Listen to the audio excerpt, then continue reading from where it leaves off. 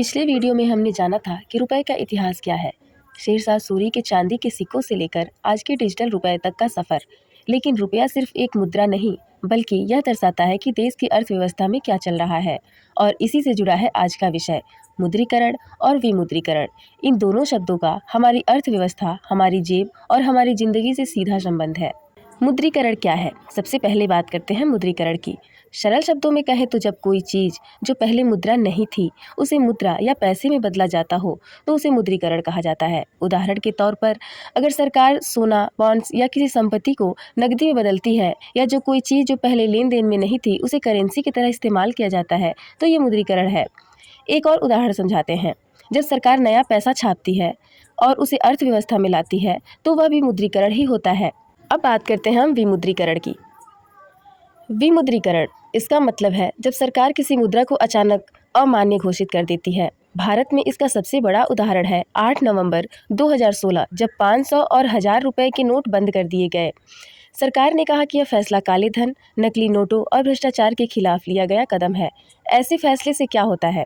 लोगों को अपने पुराने नोट बदलवाने पड़ते हैं, नकदी की किल्लत होती है और बहुत सारे लेन देन डिजिटल हो जाते हैं।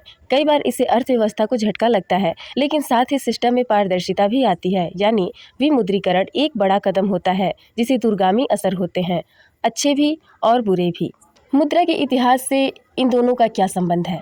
अब सवाल ये उठता है कि रुपए के इतिहास से इन दोनों चीज़ों का क्या संबंध है। अगर इतिहास देखें तो शेरशाह सूरी ने चांदी का रुपया शुरू किया था। वो एक तरह से एक स्थिर मुद्रा का मुद्रीकरण था। ब्रिटिश काल में नोट छपवाकर बाजार में लाए गए, यानी फिर मुद्रीकरण। आज़ादी के बाद भारत ने खुद की मुद्रा छापनी शुरू की, लेकिन धीरे धीरे मुद्रा का नियंत्रण सरकार और रिजर्व बैंक के हाथ में आया। वहीं 1978 और फिर 2016 में 2 बार विमुद्रीकरण हुआ, यानी पुराने नोट रद्द कर दिए गए। यानी रुपए का इतिहास भी हमें बताता है कि किस समय सरकार ने ज़्यादा पैसा छापा और किस समय पुराने नोट बंद कर दिए गए। ये दोनों प्रक्रिया हमारी अर्थव्यवस्था को दिशा देती है। तो दोस्तों, जब भी आप मुद्रीकरण या विमुद्रीकरण शब्द सुने तो समझ जाएं कि यह सिर्फ अर्थशास्त्र का भारी भरकम भाषा नहीं है, यह हमारी रोजमर्रा की जिंदगी से जुड़ी बात है। अगली वीडियो में हम जानेंगे कि नोटबंदी के बाद डिजिटल इंडिया और यूपीआई ने हमारे लेन देन को कैसे बदल दिया। मैं हूं पल्लवी और आप देख रहे हैं पल्लवीज राजनीति, जहां देश की राजनीति और अर्थव्यवस्था को समझते हैं सरल भाषा में। अगर आपको वीडियो पसंद आया हो, वीडियो को लाइक करें, सब्सक्राइब करें और ज़्यादा से ज़्यादा शेयर करें। Thank you.